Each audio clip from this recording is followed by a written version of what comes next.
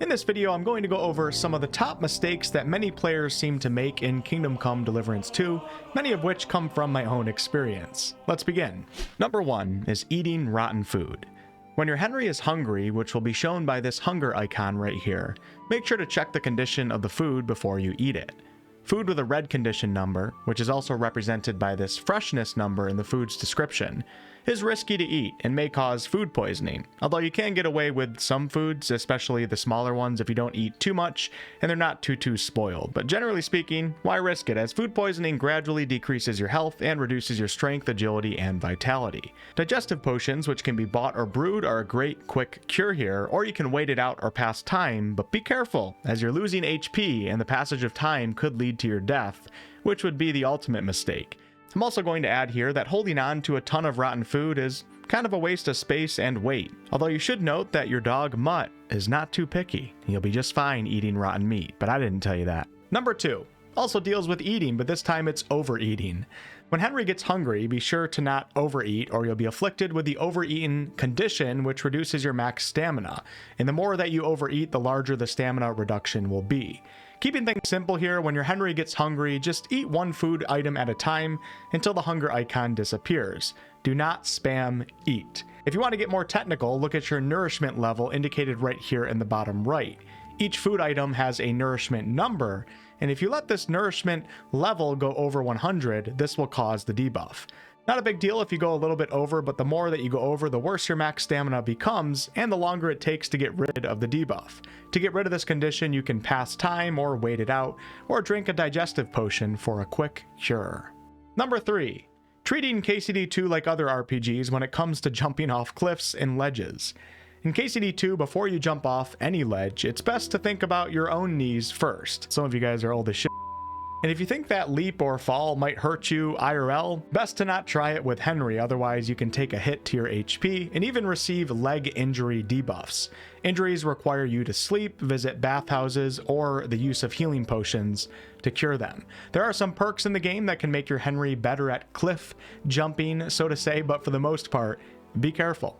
Number 4 is not having bandages on you at all times.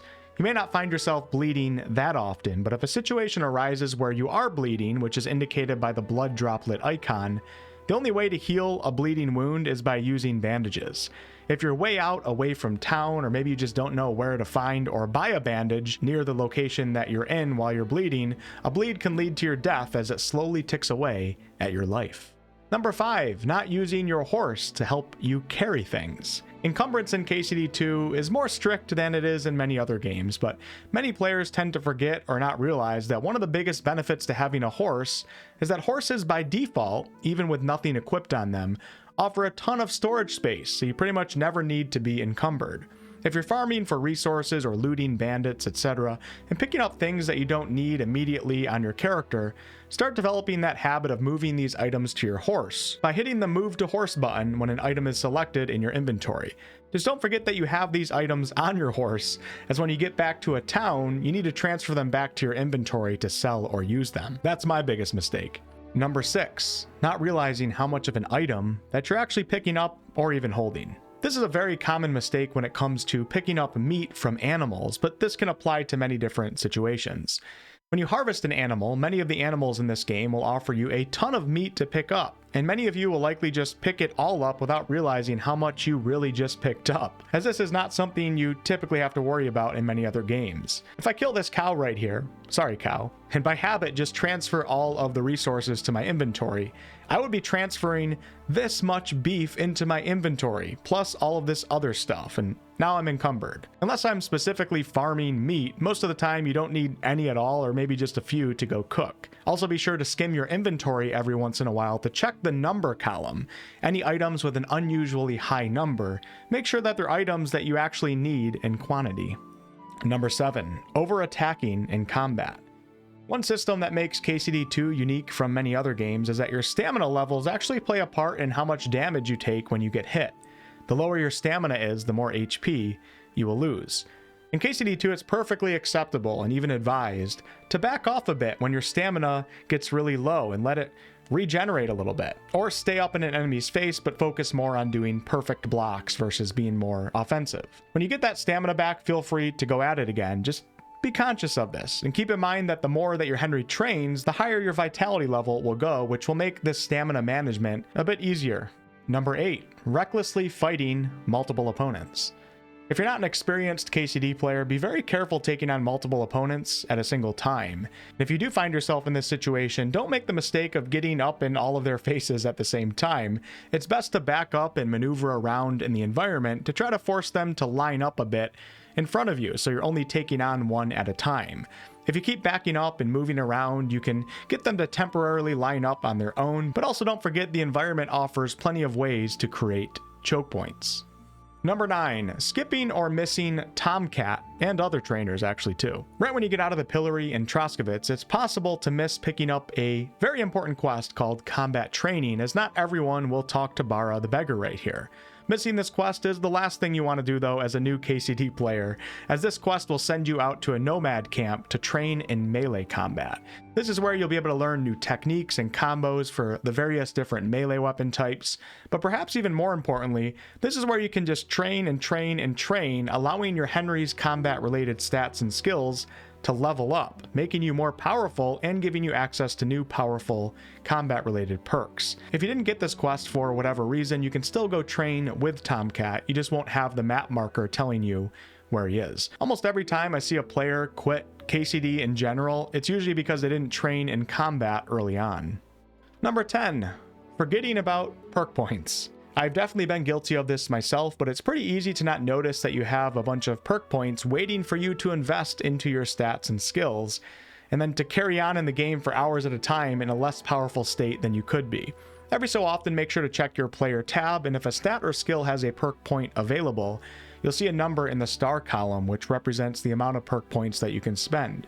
Perks make a big difference in this game, and while you don't always have to invest into them immediately, forgetting about them for hours on end can make the game harder than it needs to be.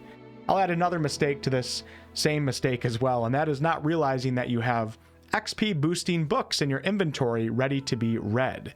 Books or recipes with a gold star are looking for your attention, so keep an eye out for them. Number 11, not realizing that save and quit exists. When you're done with your session, you actually don't have to use a save your schnapp to save the game. The game offers a save and quit option, allowing you to load back in where you left off. Do keep in mind though that you can only have one save and quit load point at a time, and this load point is represented by the red save icon. So every time that you save and quit, that specific red icon load point is overwritten with the new save and quit. If you do want a permanent save point to load back into for whatever reason in the future though, yeah, use a save your schnapp. But most of the time, save and quit should be perfectly fine and save you some resources. Number 12, thinking that sleeping in any bed will save the game. It doesn't. Only beds that you own or are paying for will give you the sleep and save option. All beds, however, will help re-energize your Henry if you sleep in them when he starts to get tired. Just be careful, as sleeping in some beds that you don't own can get you in trouble if you're caught. Number 13, equipping weapons and armor that you stole right away in front of the person or faction that you stole from. If you take a guard's armor, for example, even if they don't see you stealing it, if you put on the outer layer of armor or clothing and then go strutting around in front of the guards, they will know that what you're wearing is their armor and they will confront you. Best to put it on away from town. After I think 3 days in game, the stolen icon will disappear from goods that you have stolen. You should be safe wearing it then. Number 14, forgetting to repair your armor and weapons and letting them go to 0 condition. As your armor and weapons become more damaged the more you use them, some of their stats will start to reduce, so if you're not paying attention to this, you may actually be running around in a much less powerful and tanky state than you realize. Also very important to note, if you let a weapon drop to 0 quality, this causes it to drop a quality level if it's of quality 2 or 3, which is represented by these icons. And dropping in quality level is a permanent reduction in weapon stats. If you let a quality level 1 weapon drop to 0, it can actually completely break, and this also applies to shields. When a weapon drops below 40 condition, you'll be alerted with the repair weapon icon, and I believe it's similar for armor as well. But regardless, take care of your stuff. Lower condition armor and weapons also cost more to repair with vendors and repair kits, and they sell for less. Number 15, sneaking around in noisy chainmail in bright colors.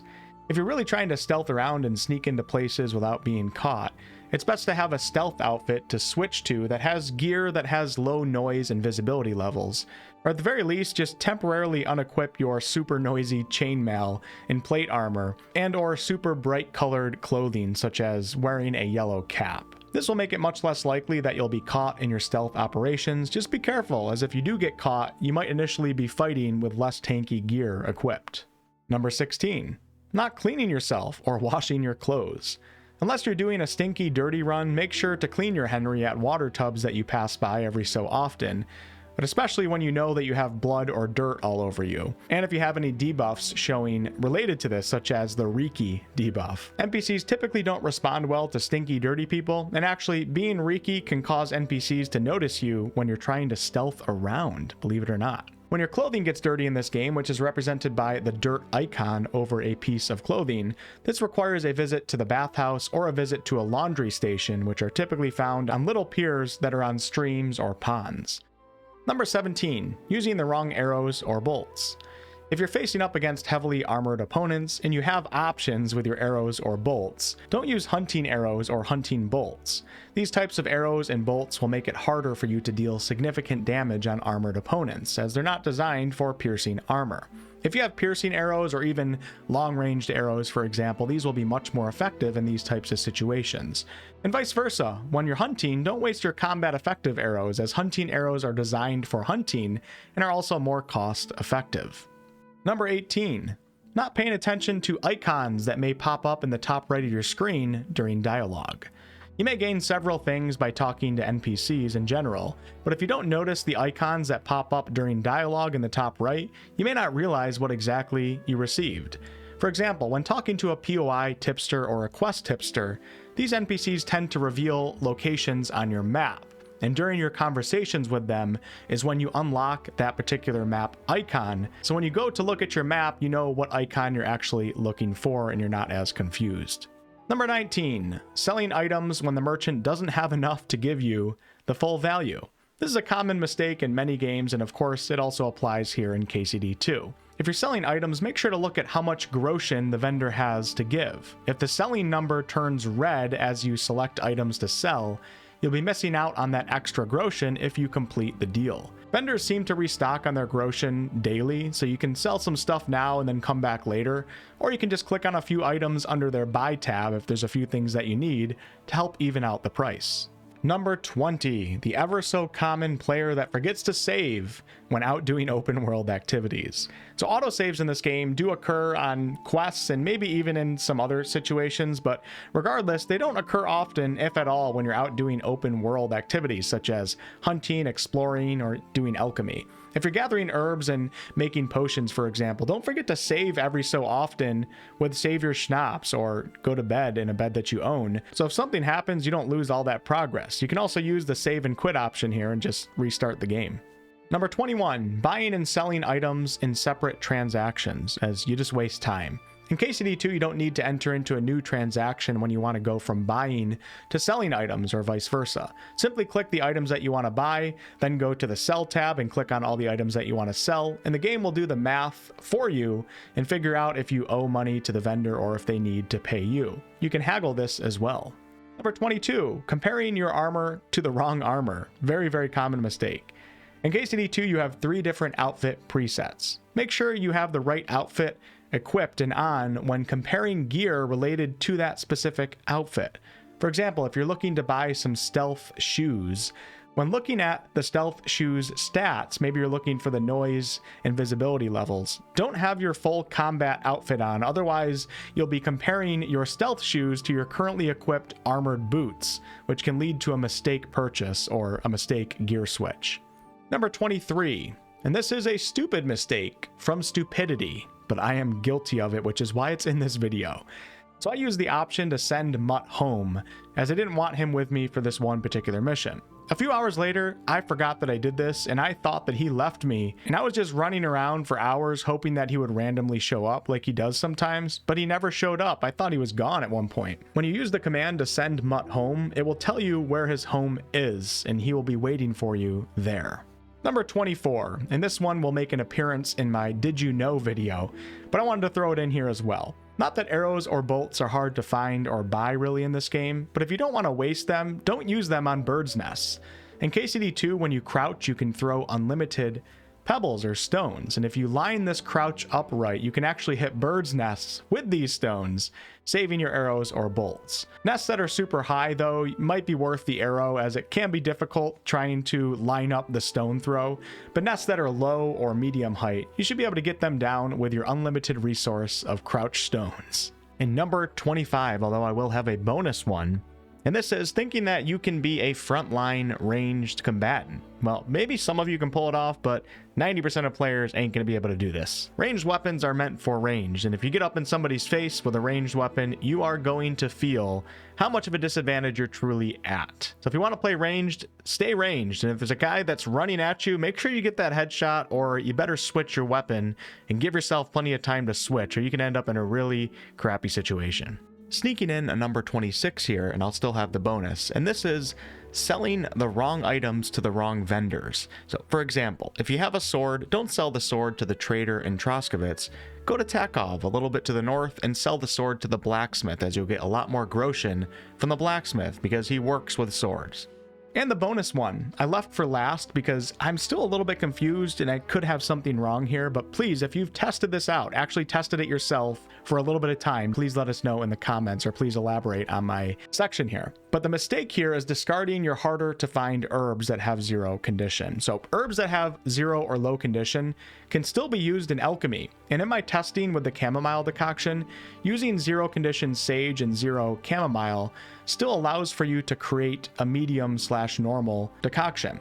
In fact, when I was recording for this clip for the video, I used 0 sage and chamomile, and I had a stronger potion come out of it. You can also dry 0 condition herbs, which will bring them up to 100 dried condition, and then you can sell them at the vendor for more groschen than if they were 0. Thank you all so much for watching. I have 4 or 5 other beginner's guide tip type videos in this same playlist on the channel. I also have a Let's Play series running and have been doing live streams right here on YouTube as well as Twitch at WolfheartFPS. I'll catch you all on the next one.